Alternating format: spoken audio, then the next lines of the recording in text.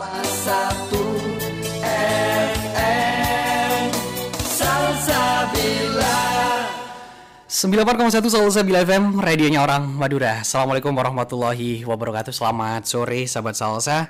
Kembali lagi di program Salsa Talkshow inspiratif dan edukatif.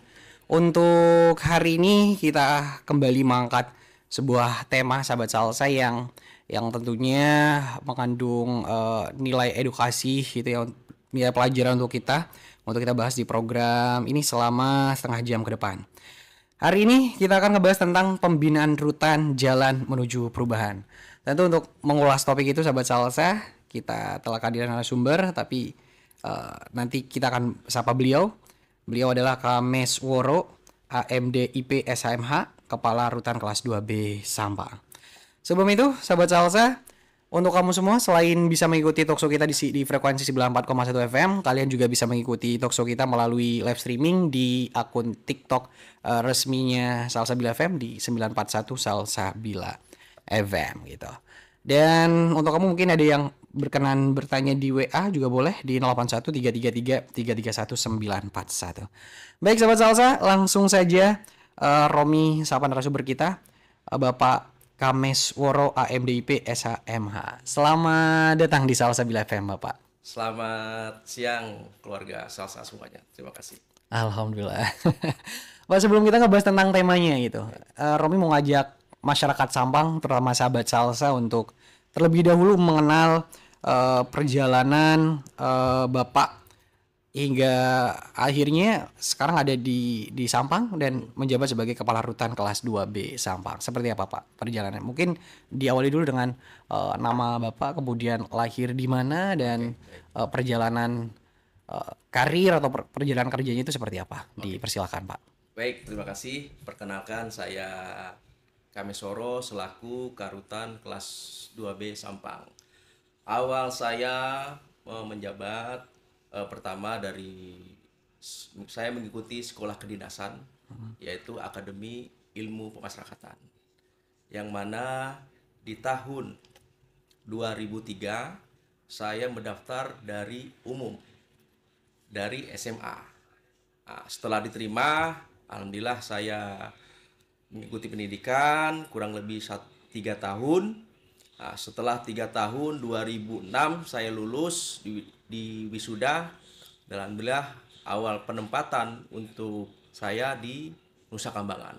Yang mana Nusa Kambangan ini awal kita praktek sebelum ke lapangan, seperti itu. Di sana saya diajarkan cara pembinaan, cara pengamanan, dan kurang lebih selama 1 tahun saya dididik di sana. Setelah 1 tahun baru saya mendapat SK pertama, dia itu di Bapas, Balai Pemasyarakatan Kabupaten Serang, Banten. Setelah itu baru saya dimutasi lagi ke Rubasan, Rumah Penyimpanan Barang Sitaan. Nah, setelah itu baru saya pindah lagi ke Purwakarta. Purwakarta, alhamdulillah saya mendapat amanah menjadi Kasubsi Keamanan. Di sana saya jalani masa kerja selama 3 tahun. Setelah 3 tahun berdinas, alhamdulillah saya mendapat amanah baru, yaitu pindah ke Lapas Bondowoso. Bondowoso di wilayah Jawa Timur. Dan alhamdulillah di sana saya mendapat amanah sebagai Kepala Seksi Pembinaan dan Anak Didik Narapidana. Nah, setelah 3 tahun kembali, baru saya mendapatkan amanah kembali menjadi Kepala Seksi Binadik di wilayah Lapas kelas 2B, kelas 2A Karawang, Jawa Barat. Alhamdulillah, setelah saya berkarir menjadi Kepala Seksi, saya mendapat amanah menjadi Kepala UPT, Kepala Unit Pelaksana di wilayah Sumatera Barat, yaitu di Kabupaten Lima Purwokota di Lapas kelas 3 Suliki. Di sana saya selama bekerja kurang lebih 3 tahun, baru saya mendapatkan amanah, dan setelah itu saya dipindahkan ke Lapas Suliki, ke Lapas Sampang, ke Rutan Sampang kelas 2B, dan saya mulai di sini sudah kurang lebih 3 bulan berdinas. Alhamdulillah dari hasil saya dinas selama di Sampang, kita mempunyai beberapa program, yaitu kemarin kita baru saja melaksanakan kegiatan hijrah, yang mana hijrah ini diperuntukkan bagi warga binaan yang memiliki tato, ya. Menarik Tato. sih. Kita Tapi tahan dulu Pak, ya, sebelum kita masuk ke beberapa program yang sudah Pak Kameswaro lakukan di Sampang. Romi masih sedikit, bukan sedikit ya, sangat amat tertarik dengan perjalanan gitu. Pertama mungkin ini, mohon izin Pak, kalau biasanya panggilan akrabnya Bapak biasanya dipanggil Mas Kames. Mas Kames, Ya, oke. betul. Biar lebih nyaman mungkin Romi panggil Mas Kames aja Oke, boleh ya Pak. baik, ya. Jadi perjalanan yang panjang banget, dan pendengar kita mungkin akan langsung terdistract ya ketika mendengar bahwa Mas Kames ini, Bapak ini, perjalanan karirnya itu dimulai di Nusa Kambangan. Yang ketika orang mendengar tentang Nusa Kambangan ya itu tentu dengan tahanan yang terkategori kriminalnya adalah kriminal yang berat, pelanggaran hukum yang berat gitu. Itu seperti apa Pak? Mungkin bisa digambarkan, dan hal itu juga berpengaruh nggak dalam bagaimana Bapak melaksanakan tugas di berbagai rutan yang hingga pada akhirnya di Sampang itu? Ya, oke. Kalau untuk di Nusa Kambangan, tentunya ini pidana, ada yang pidana hukuman mati, ada hukuman seumur hidup. Yap. Ya. Dan itu penjaranya ada maksimum security, ya, termasuk minimum security. Yang mana ini bagi peruntuk warga binaan yang mempunyai hukuman dan melanggar hukum lebih dari 10 tahun ke atas. Dan termasuk bandar-bandar seperti Freddy Budiman yang kemarin di lapas narkotika sempat divonis hukuman mati. Dan itu kami pun menyaksikan langsung untuk vonis secara hukuman mati seperti itu. Dan pengalaman di sana tentunya sangat berbeda ya di rutan Sampang ini. Di sana itu jauh dari kerumunan dari masyarakat, dari kota. Jadi sedikit kemungkinan itu untuk pelarian pun sedikit kecil seperti itu. Dan di sana pun petugas pun tentunya akan merasa selalu lebih ekstra, ya kan? Lebih ekstra mungkin dari iklim, dari cuacanya, apalagi di tengah laut seperti itu. Iya, sekali lagi perjalanan yang Mas Kais berapa tahun Pak, dari awal karir sampai detik ini udah kurang lebih 15 tahun. 15 tahun berdinas. Itu juga bukan waktu yang sebentar ya, sebesar banyak banget gitu pengalaman-pengalaman yang mulai dari Nusa Kambangan kemudian berpindah ke lapas lain hingga perjalanan sampai ke lapas kelas 2B Sampang. Tentu banyak hal-hal yang akan beliau bisa terapkan gitu ya di Sampang, sahabat Salsa, terutama untuk membina warga binaan di rutan kelas 2B Sampang. Dan itulah yang menarik mengapa Salsa Bila FM menghadirkan Mas Kamis ya. Jadi karena kita yakin akan banyak edukasi dan inspirasi yang kita akan dapat gitu. Baik Pak, kita lanjut lagi ke tema kita utama, yakni pembinaan rutan jalan menuju perubahan gitu. Boleh disampaikan seperti apa program-program yang ada di rutan kelas 2B sama, termasuk yang tadi sempat di Bapak sampaikan. Oke, baik, terima kasih. Jadi menurut Undang-Undang Pemasyarakatan pasal 4, yaitu kita sebagai pelayan, ya, yang mana pelayan ini memberikan hak-hak dasar kepada tahanan, anak dan warga binaan, termasuk hak makan, hak mendapatkan kesehatan, termasuk hak mendapatkan informasi. Ya, jadi di rutan itu ada flat, kita sediakan TV agar warga binaan itu bisa menikmati hiburan ataupun berita yang layaknya seperti di rumah seperti itu. Yang kedua, pembinaan. Ya, pembinaan ini mengembangkan potensi dan kemampuan bagi warga binaan. Ya, jadi pembinaan itu terbagi menjadi 2, pembinaan kepribadian dan kemandirian. Kalau untuk pembinaan kemandirian itu seperti melaksanakan kegiatan ini ada sedikit ini dari limbah plastik Ya, ya. Ini pembinaan yang sudah dilaksanakan di dalam rutan. Ini limbah plastik dibikin semacam aksesoris udang-udangan seperti ini. luar Dan biasa ini banget. bisa dijual untuk dipamerkan di UMKM. Nah, seperti itu. Selain itu kita juga sebagai pembimbing kemasyarakatan, yaitu membantu warga binaan mempersiapkan diri untuk kembali ke masyarakat. Iya, betul. Tentunya kita mengadakan kegiatan rutan berbasis pesantren, yang mana pesantren ini kerjasama dengan pesantren Pak Wabu, termasuk dengan Kemenak Sampang, yang insya Allah nanti di bulan November Hari Santri akan diresmikan langsung oleh Pak Wabu beserta Pak Kemenak, seperti itu. Dan nanti mereka juga akan diajarkan cara mengaji, ya kan, diajarkan cara penulisan Al-Quran, cara pembuatan kaligrafi, termasuk yang mana nanti mereka juga akan diikutkan lomba apabila ada kegiatan di luar seperti lomba adzan atau lomba ngaji atau marawis, seperti itu.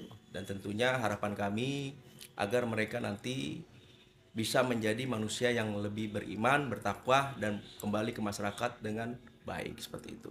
Dan yang keempat yaitu yang ketiga, pembimbingan kemasyarakatan, yaitu membantu warga binaan dalam mempersiapkan diri untuk kembali masyarakat ya. Yang keempat yaitu perawatan, memberikan perhatian atau perawatan terhadap kesehatan baik fisik ataupun mental. Alhamdulillah di Rutan Sampang ini kita ada klinik, yang mana klinik ini diperuntukkan bagi warga binaan ya, yang kita juga ada obatnya, yang tiap hari itu kita yang datang ke kamar-kamar, Pak, untuk ngecek langsung warga binaan apakah ada yang sakit, ya kan, apakah ada keluhan, kita langsung jemput bola ibaratnya. Kita ada perawat satu sama dokter gigi, seperti itu.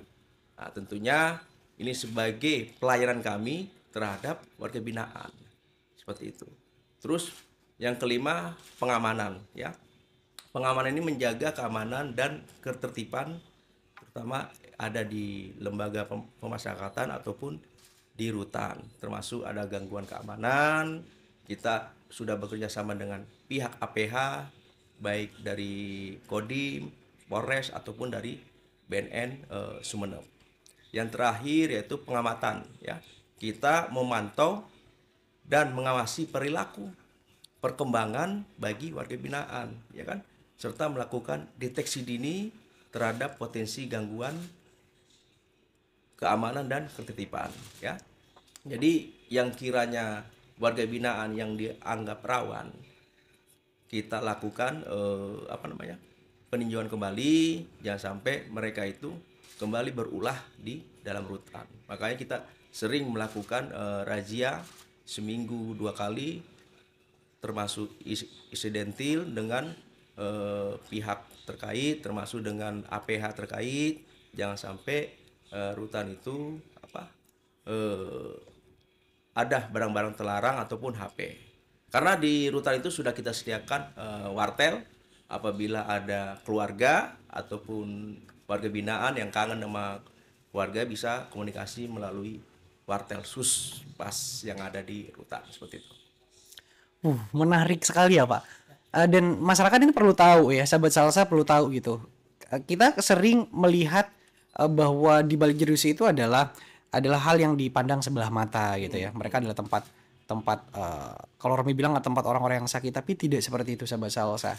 Di rutan itu malah mereka benar-benar dimasyarakatkan kembali. Betul, gitu ya, memanusiakan manusia itu bahasanya gitu. Ada banyak banget program-program yang ada di rutan kelas 2B Sampang, mulai di pembinaan kepribadian kemandirian, kemudian rutan berbasis pesantren. Betul. Dan ini menarik sekali dengan kota Sampang yang basicnya adalah kota pesantren lah, iya, gitu.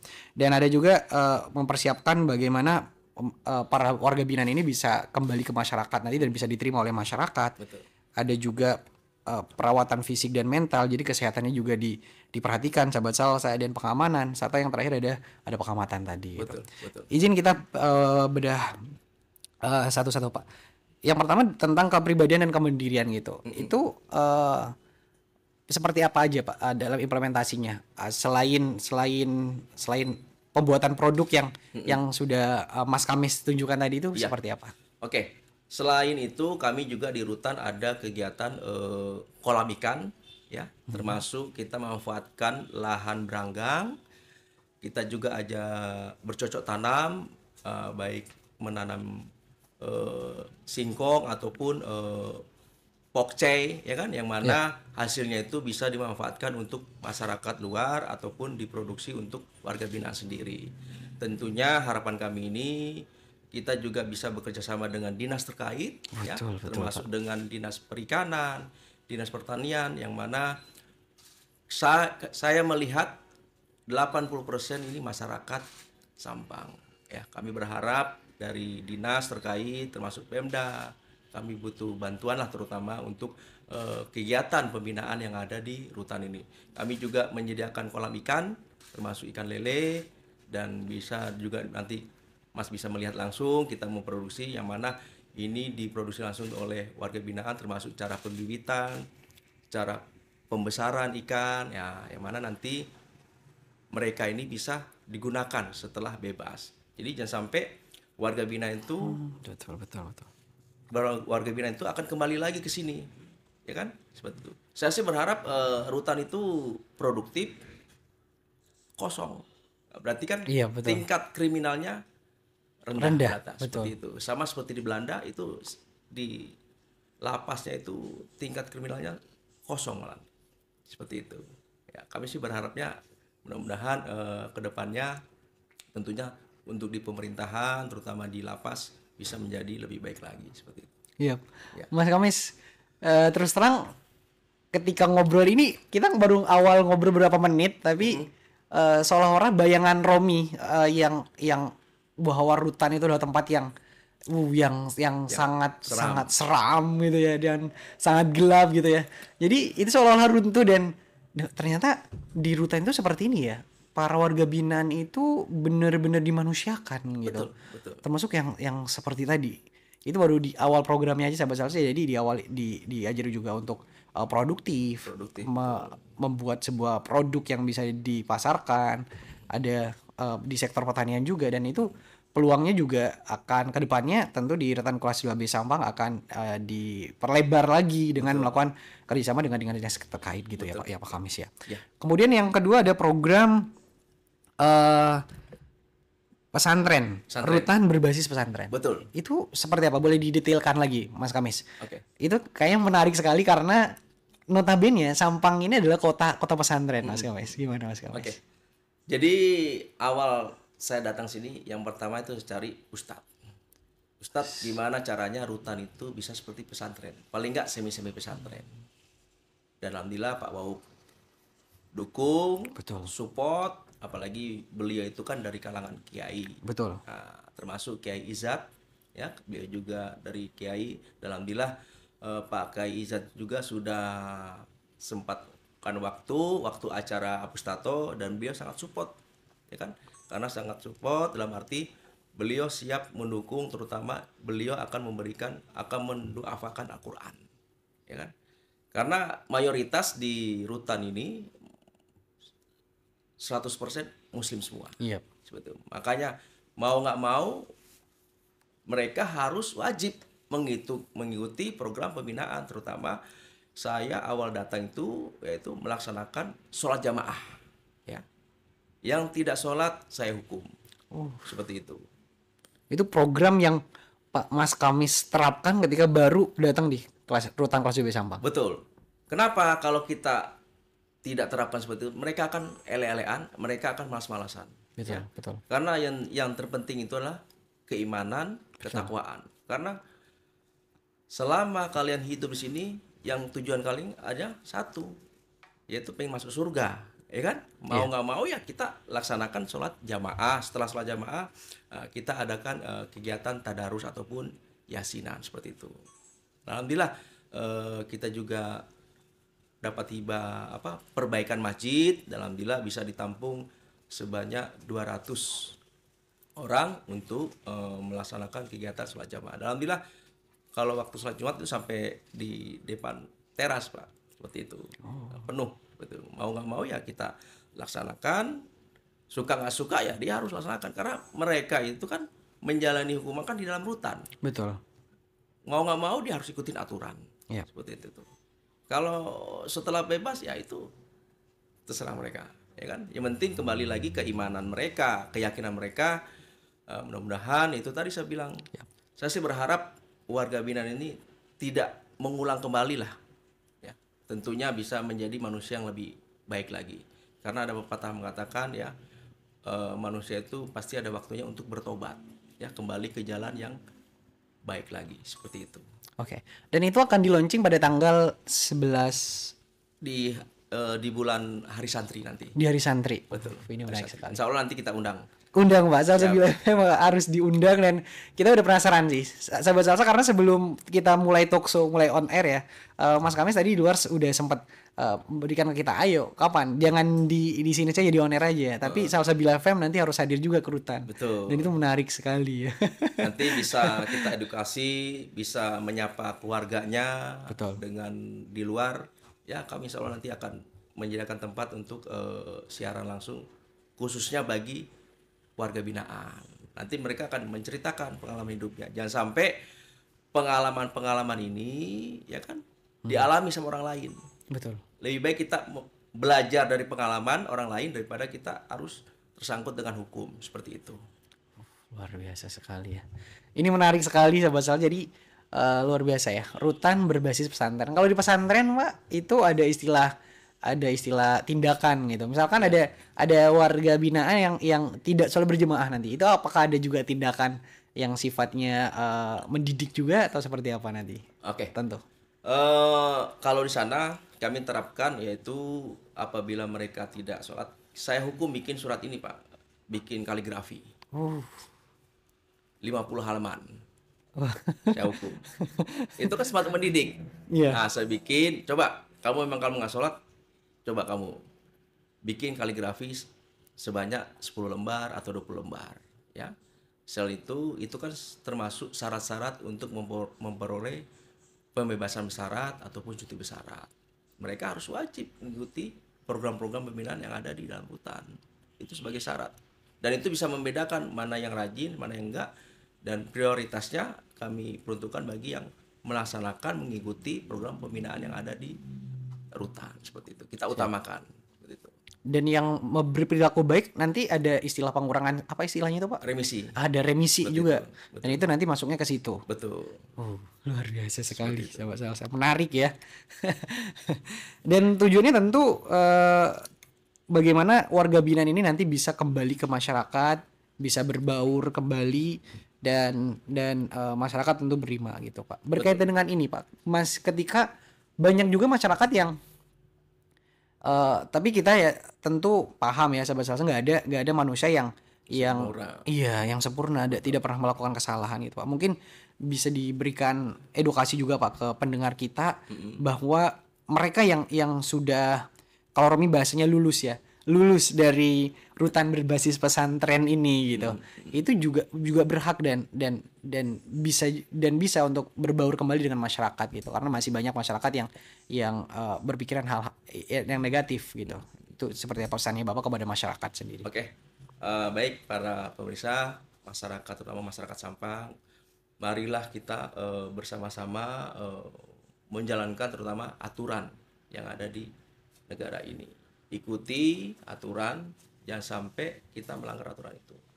Jauhkan dari teman-teman yang kiranya yang mengajak kita ya, yang tidak bagus, tidak baik. Karena ada pengalaman dari warga binaan sendiri. Iya Pak. Ada sedikit cerita.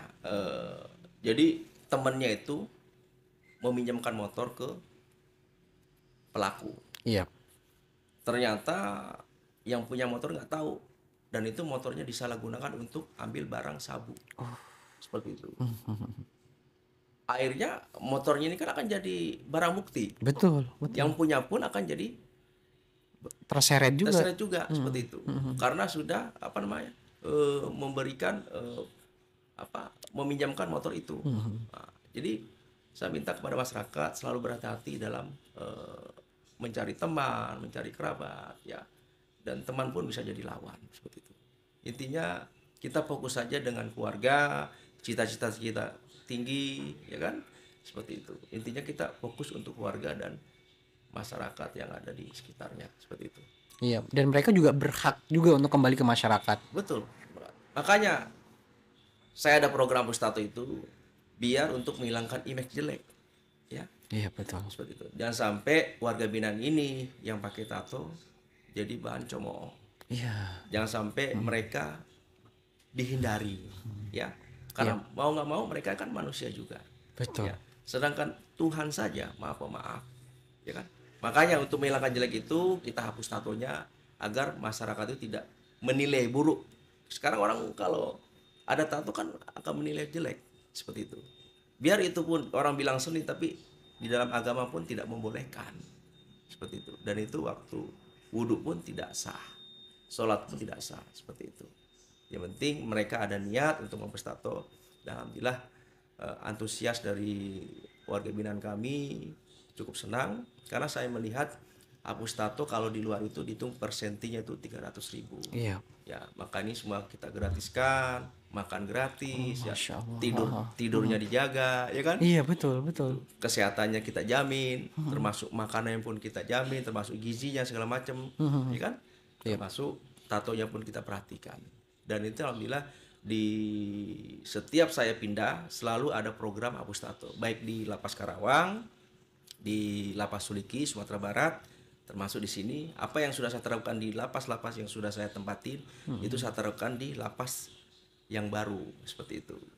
Dan ini mudah-mudahan menjadi keberkahan buat kita semua. Amin, ya terutama masyarakat Sampang seperti itu. Betul. Karena image masyarakat ketika melihat orang bertato ya wow, takut gitu kan. Takut. Dan ini kayaknya apalagi keluar dari penjara, ya kan? Betul. Ini menarik sekali dan itu luar biasa sekali ya Pak. Respon dari para napi tadi, para warga binaan itu sangat aware, sangat bahkan bersyukur dengan apa yang dengan program hapus tato ini gitu ya Pak. Sampai keluarganya pun pengen dihapus tato. Karena melihat anaknya dihapus tato, sampai keluarganya pun pengen dihapus tato. Seperti itu. Maksudnya keluarga yang di luar rutan. Di luar. Kan di luar rutan ada keluarga yang bertato. Nah, silakan ke masuk rutan dulu baru kita hapus tatonya. Seperti itu. Bukan berarti jadi warga binaan, bukan gitu. Siap Pak. Mas Kamis, ini Romi menarik sekali dengan berbagai program yang ada di ini dan bertahunan, mohon maaf bukan membandingkan atau apa gitu. Romi sudah di Salsa Bila FM itu sudah sekitar 8 tahun jalan, Mas Kamis, dan ini baru kali ini kita melihat program-program yang benar-benar berjalan dan itu dilakukan di rutan kelas 2B Sampang. Ya, itu betul. Sih itu luar biasa sekali. Dan dalam ini Romi jadi sedikit kalau boleh nih ya Pak. Ya. Setelah perjalanan yang panjang sekitar 15 tahun tadi, belasan tahun berpindah dari Nusa Kambangan, kemudian dinas di berbagai rutan lain hingga di rutan kelas 2B Sampang gini. Kalau hal religi apa sih Pak perjalanan yang Pak Mas Kamis sendiri dapatkan itu hal apa sih Pak yang mungkin yang jadi pelajaran buat diri sendiri itu, dan itu juga bisa dibagikan juga untuk pendengar kita, itu apa sih Pak? Religi ya? Iya. Okay. Jadi waktu kegiatan religi atau di Lapas Padang itu saya mengundang ustadz untuk kegiatan ruqyah. Yang mana dalam ruqyah itu kita undang ustadz dan itu berbagai macam karakter manusia itu akan nampak dengan cara ruqyah. Ya karena orang kalau di luar ruqyah itu kan di luar sadar. Nah, di situ pengalaman yang pernah saya lakukan dan ternyata alhamdulillah dengan adanya kegiatan ruqyah ini akan lebih menghilangkan aura-aura jelek. Aura jelek. Seperti itu. Nah, mudah-mudahan kami juga nanti akan bekerjasama dengan Kiai Izak untuk kegiatan ruqyah khususnya bagi warga binaan. Menarik sekali sahabat saya. Mulai dari pesantren berbasis rutan berbasis pesantren, pembinaan-pembinaan yang ada ini sangat menarik sekali gitu. Dan ini program-program yang sangat ideal, sangat menjanjikan juga untuk mencapai tujuan utamanya, ini mengembalikan warga binaan ini ke masyarakat kembali gitu. Pak, kalau dalam implementasinya gitu, sejauh ini tantangan-tantangan seperti apa sih yang Mas Kamis temukan gitu? Hmm. Kalau selama saya berdinas, tantangan saya ya apa ya? Ada beberapa juga lah masyarakat warga binaan yang cukup keras kepala ya, maksud Iya. saya yang susah diatur, mau nggak mau ya kita adakan edukasi, kita temukan dengan keluarga. Ternyata dia malas itu karena istrinya menikah lagi. Oh, jadi Seperti itu. sampai faktor yang Faktor itu pun kita dicari gitu ya? harus kita cari. Ternyata kita ngundang psikolog, ya kan? Ternyata faktor dia jadi malas itu ya karena itu. Itu tantangan bagi saya.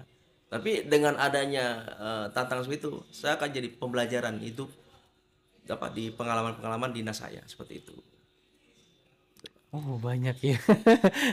Tapi sebesar apapun tantangan tetap harus Iya, tekad utama untuk mencapai tujuan itu harus tetap dilakukan, Mas walaupun Kamis. ada tantangan dari luar, mau nggak mau ya saya harus gimana caranya rutan itu kondusif, aman dan bisa melaksanakan pembinaan itu saja.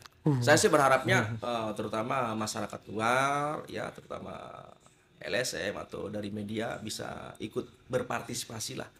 Apalagi mohon maaf saya bukan orang sini, Betul. tapi saya ingin membangun ya, Yep. membangun Sampang ini karena saya melihat 80% itu masyarakat Sampang. Betul. Ya gimana caranya kita memberikan edukasi terhadap warga binaan ya kan, atau enggak memberikan support lah ya, seperti itu kita bisa kerjasama untuk membangun terutama SDM-nya dulu Pak. Yep. Ya kalau SDM-nya udah bagus insya Allah kedepannya pun akan bagus seperti itu. Yep. Jadi ada pengembangan SDM juga kan ya, Betul, dengan berbagai program yang tadi itu gitu. Oke, Mas Kamis, perjalanan yang panjang 15 tahun. 15 tahun di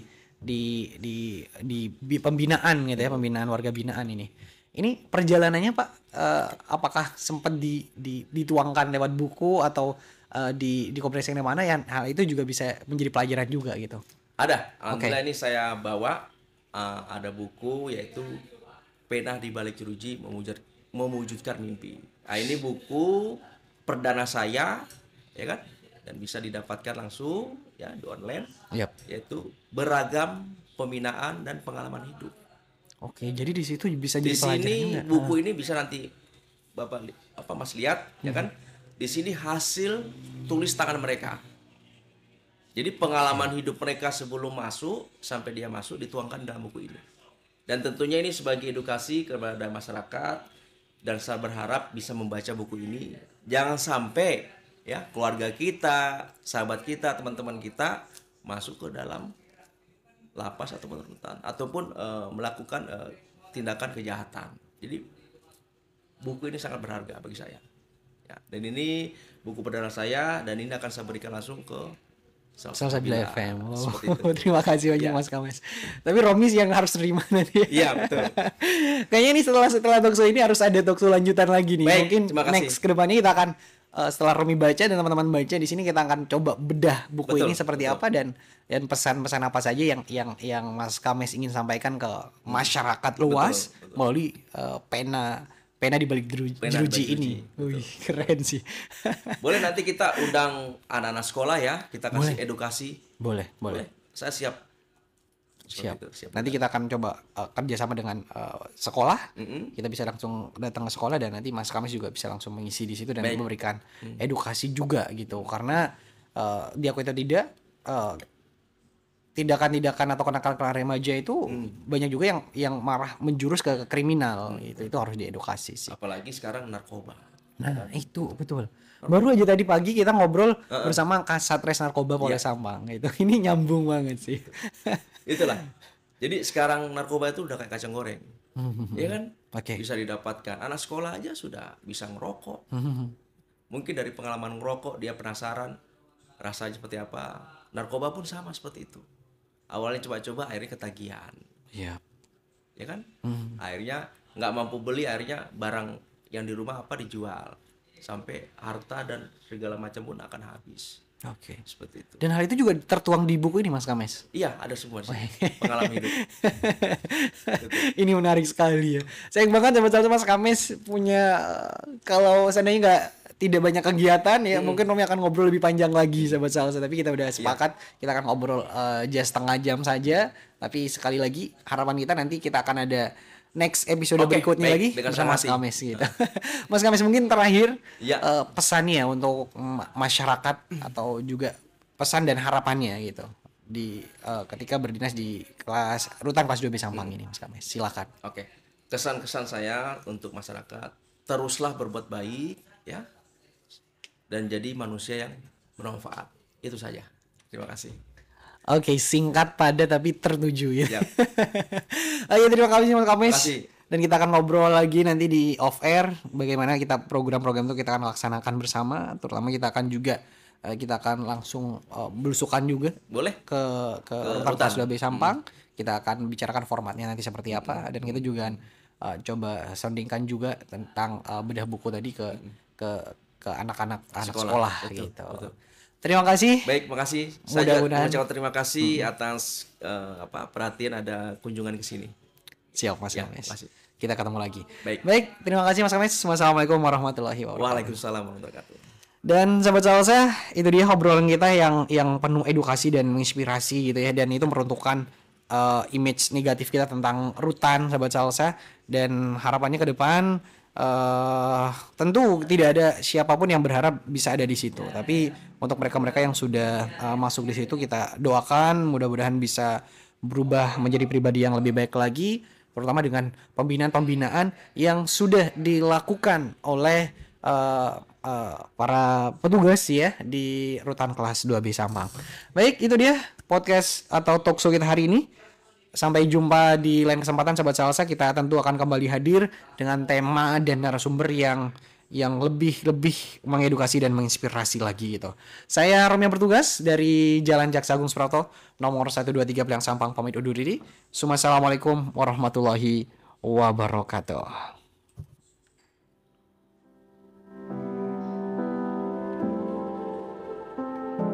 Apa kabar?